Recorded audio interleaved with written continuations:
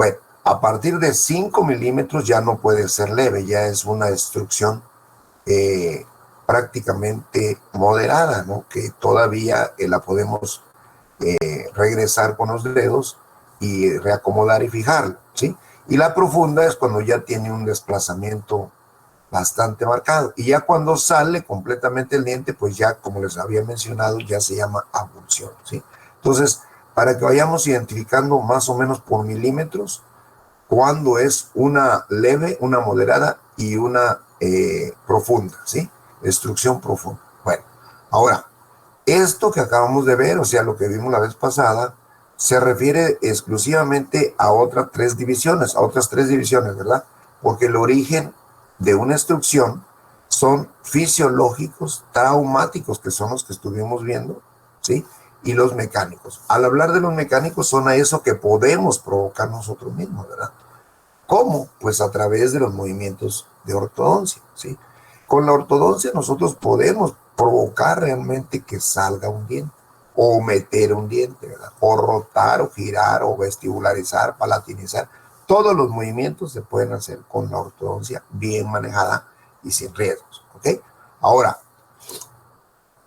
al hablar nosotros de destrucción fisiológica, entonces, ¿a qué se refiere? A que, pues recuerden ustedes que los dientes tienen que tener una parte antagónica, ¿verdad? O sea, si esto es la relación de un diente, tiene que tener otra relación abajo. Por ejemplo, esta es la relación, esta es la clasificación de clase 1, canina, ¿verdad? Canina, donde el canino ocluye exactamente entre el canino y el primer premolar inferior, ¿no? Bueno, entonces acá nosotros ya dijimos que va una línea que se llama arco intercuspidio, ¿verdad? Y ustedes conocen esto como una oclusión, ¿sí? Entonces ocluyen las cúspides sobre las fosetas, ¿verdad? Y aparte ocluyen sobre las partes interproximales de varios dientes, ¿no? Entonces, cada foseta tiene una función y cada cúspide tiene otra función. Bueno, ahora, acuérdense que estos son bordes incisales y estos son cúspides y estos son bicuspidios, ¿verdad? Y estos obviamente son prácticamente de cúspides mayormente marcadas, ¿verdad? O sea, pueden ser 3, pueden ser 6, bueno. En este caso, por ejemplo, al no haber un diente antagónico, lógicamente aquí se va a presentar los tres principales movimientos que se dan, ¿sí? Los más marcados son la extrusión y la mesialización. Este movimiento de distalización sí se da, pero se da en menor grado. Entonces, tenemos tres movimientos que normalmente se van a suscitar. Ahora, mientras haya algo que esté chocando directamente con el diente, se evita que esto se extruya. Entonces, ahí ya se justifica el uso de prótesis, ¿no? Entonces, si nosotros hacemos una extracción, pues obviamente tenemos que sugerirle al paciente que se debe colocar una prótesis, ¿sí? ¿Por qué razón? Bueno, porque el diente de arriba, al no tener el diente de abajo, se va a extruir en forma fisiológica.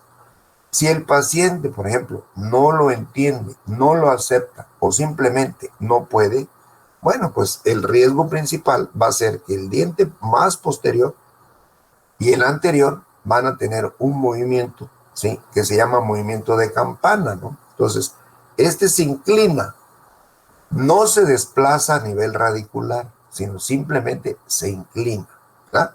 Este otro, en menor grado, se inclina hacia distal, ¿verdad? Muy poco, más que todo se nota que se abren entre premolares un espacio, acá, un espacio prácticamente mayor, ¿verdad? Una zona interproximal mayor. Ahora, ¿por qué el canino, tanto superior como inferior, son más lentos de desplazarse y menos hacia distal? O sea, porque tiene la raíz muy larga. Entonces, al tener la raíz muy larga, el anclaje de este canino es prácticamente más imposible que se desplace hacia distal. Ahora, como las fuerzas normalmente vienen de atrás hacia adelante, es normal que las fuerzas impacten sobre los dientes y los movimientos sean hacia el frente, o sea, hacia mesial. Ahora bien, si nosotros vemos a un paciente al cual le hicieron una extracción, pero él no se preocupó, por ejemplo, un joven de unos 12 o 13 años que le quitan un premolar o le quitan un molar, ¿verdad? Por caries, o un niño de 12 años que le quitan un molar por caries, ¿sí? Esto, cuando lo veáramos, si nosotros llegáramos a ver a este paciente alrededor de los 35 años, pues esto está catastrófico. Imagínense, casi han pasado 20 años y él nunca se preocupó, entonces no es nada normal que pudiéramos encontrar esta situación si es que hubo extracciones previas. Ahora, la extrusión fisiológica no solamente se da en los dientes superiores, también se da en los dientes inferiores. Entonces, entre más tiempo pase que el paciente se coloque una prótesis, mayor es el riesgo que la extrusión fisiológica se dé. ¿Por qué decimos extrusión fisiológica? Bueno, porque ustedes saben que aquí existe un conjunto de fuerzas. Precisamente le llamamos la masticación. Este movimiento es oclusivo.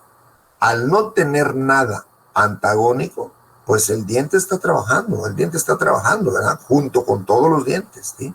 Está masticando, ya es una armonía oclusal, está masticando, pero como esto está al aire, pues empieza a descolgar, ¿no? No se descuelga, doctores, hagamos de cuenta que en 1 milímetro por mes. No, no, no, no. Esto puede ser, por ejemplo, quizás 1 milímetro cada 3 meses, pero de que se va a descolgar, de que se va a extruir, se va a extruir. Entonces, ¿por qué? Porque no tiene nada, ¿no? Entonces, esta extrusión, quité la otra diapositiva para que vean ustedes qué pasa, ¿no? Miren, por ejemplo, esta extrusión ya casi ocupa el lugar de la parte donde anteriormente hubo un diente. Entonces, ¿qué provoca esto? Nada. En el caso de los demás dientes, nada, porque todos tienen un antagonismo, ¿no? Entonces, al tener esto, no se baja la mordida, no cae en una sobremordida, porque este es el único que está mal, ¿verdad? Entonces, cada vez que va comiendo, pues se va a ir extruyendo, ¿no? Extruyendo, ¿no? Y conforme vaya saliendo, radiográficamente acá se empiezan a ver las raíces porque ya empieza a haber una recesión gingival, y acá en la radiografía me está marcando un depósito óseo a nivel apical. Entonces, si ustedes ven, ya las raíces están muy amplias, ¿sí? ¿Por qué? Porque conforme va saliendo, la raíz va formando más y más hueso en esta parte, ¿sí? Hasta que llega un determinado momento que este diente se va a extraer o se va a caer, entonces lógicamente se va a quebrar toda esta parte, ¿sí? Entonces, esa es la función fisiológica, ¿no? Ahora, si un paciente nos llega en esta situación, no podemos hacer absolutamente nada, ¿no? Yo les había preguntado, ¿qué haríamos acá nosotros? Por ejemplo, esto sí podría de alguna manera tener un tipo de tratamiento, ¿no? Acuérdense, doctores, que les hice una mención que la odontología va a depender de nosotros y del presupuesto de un paciente, ¿no? La voluntad del paciente y la economía del paciente, ¿sí? De que hay trabajos buenos, hay magníficos trabajos, ¿verdad? Pero de que son caros, sí son caros, ¿no? Entonces, todos vamos a depender de lo que ellos de alguna manera, pero nosotros, lo importante en este caso, ustedes ahorita que son alumnos, pues es que ustedes tienen que conocer todas las perspectivas de un tratamiento, ¿no? Por ejemplo, si a mí me llega un paciente acá y yo le quito este diente y ya sabemos que en años no se puso nada y se lo vuelve a quitar, pues obviamente el movimiento acá ya va a ser más mesial, o sea, va a ser más este movimiento, ¿sí? Este diente se va a mesializar más, porque este paciente es dejado, ¿no? Este paciente no se preocupó por las prótesis. Entonces, este diente se va a ir descolgando. Al quitar este, obviamente este se mesializa más y este se mesializa más. ¿Por qué? Porque todos los días se nos mueven los dientes, doctores. Todos los días se nos mueven los dientes a todos, ¿sí? ¿Por qué? Porque la misma alimentación hace que prácticamente haya un movimiento dental. Acuérdense que las fibras de soporte son aquellas que hacen que existan movimientos laterales, que existan movimientos apicales, que existan movimientos transversales. O sea, algunos no son muy notorios porque están pegados a los otros dientes. ¿Okay? Entonces, para que ustedes vayan viendo, realmente que nuestros dientes tienen un sistema de amortización, ¿sí? Entonces, conforme va mordiendo el paciente, existe movimiento de intrusión y extrusión, intrusión y extrusión, intrusión y extrusión, ¿sí? Pero en armonía oclusal. Al no haber un diente, obviamente ya no es extrusión, perdón, ya no es intrusión, siempre va a ser extrusión, extrusión, extrusión, extrusión, hasta que logra que el diente salga de su posición real. Y con salir vienen muchos problemas. ¿Por qué? Porque acá, en algún libro, en alguna vez leí, que se empieza a desnudar el diente. Desnudo es prácticamente quedar sin ropa, ¿no? Acá es desnudo quedar sin piel, ¿verdad? Entonces, el tejido, que es un tejido prácticamente epitelial, ¿verdad? Se empieza a retraer porque este está saliendo más. Entonces, al haber retracción, empieza la exposición entre la corona y la raíz, y ustedes saben que aquí se encuentra el cemento radicular, ¿no? Y este cementito origina molestias. Entonces, mucha gente que va a llegar a tu consultorio y va a decir, ¿sabe qué, doctor? Me duele esta zona, o sea, lo que es el cuello del diente. Sí, pero no es por extrusión, es porque se está retrayendo la encía. Pero cuando tú notes que le falta un diente, entonces se argumentan dos aspectos. Uno, la extrusión, y otro, la retracción. ¿Sí me di a entender con esto, doctores? Sí, doctor. Sí, doctor.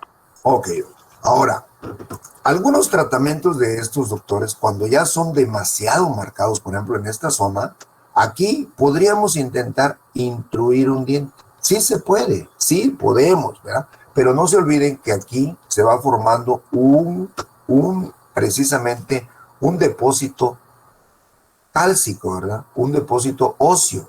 Entonces, intruirlo a veces es muy difícil, ¿sí?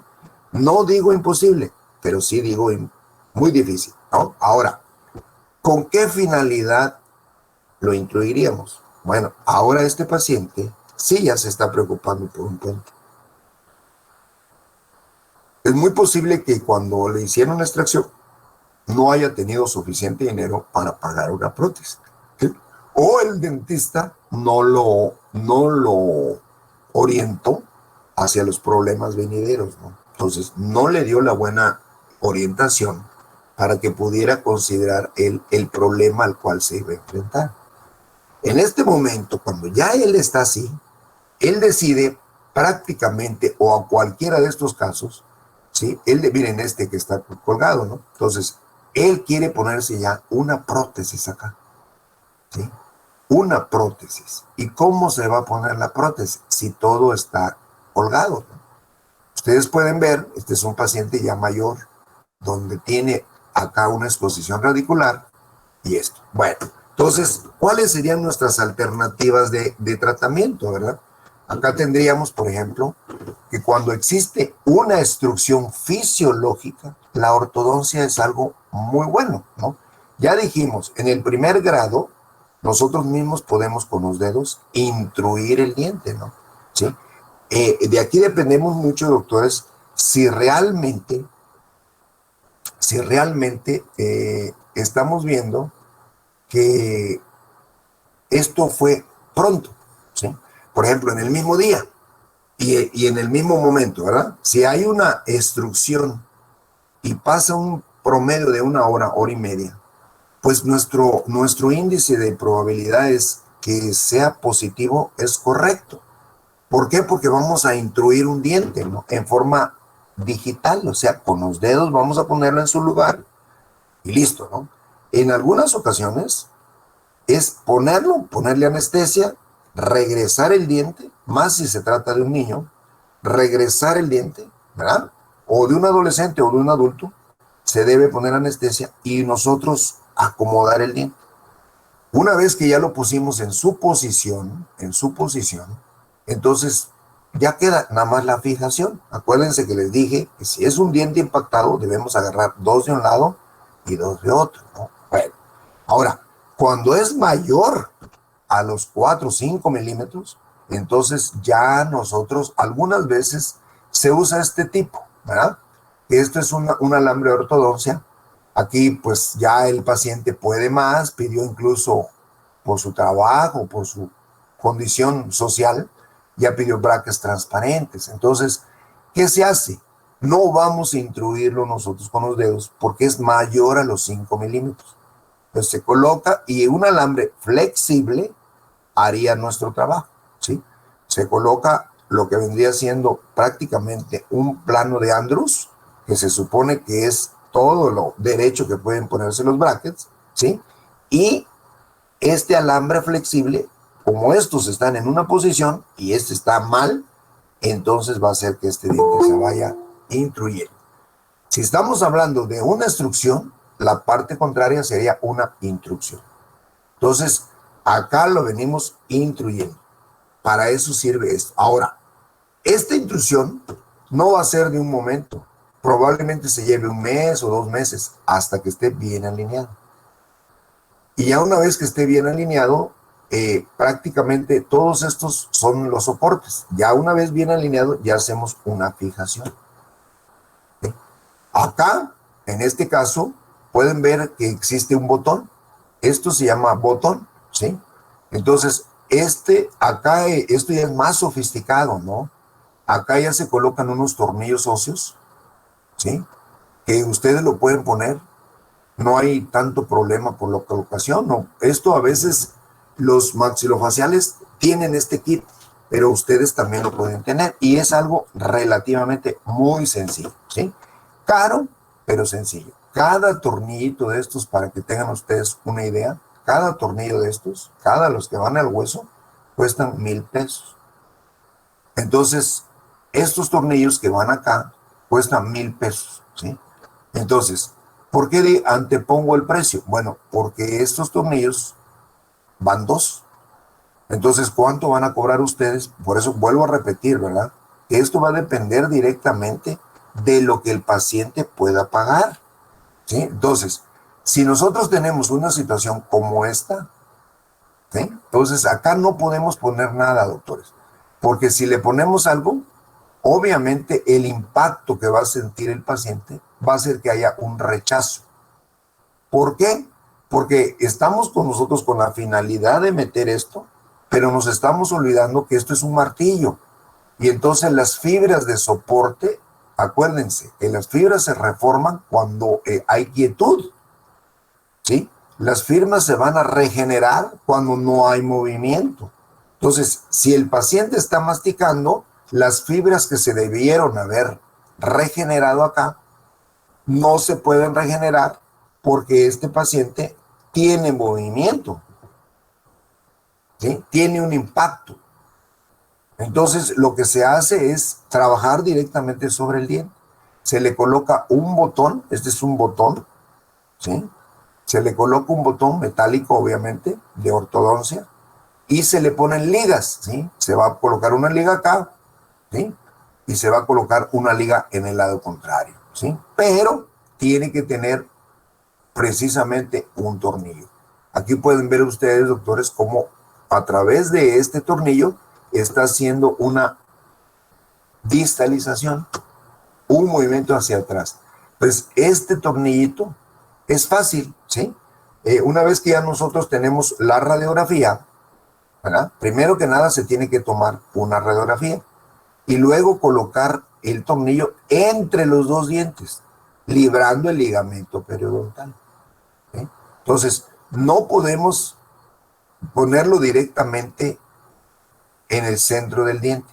¿Por qué? Porque acuérdense que es un tornillo que tiene aproximadamente un largo, aproximadamente como de unos 3 milímetros, 3 a 4 milímetros. Entonces, esto es como trabajar al carpintero, ¿verdad? Nosotros no vamos a perforar para colocar el tornillo, no vamos a dejar un taquete para colocar el tornillo, no.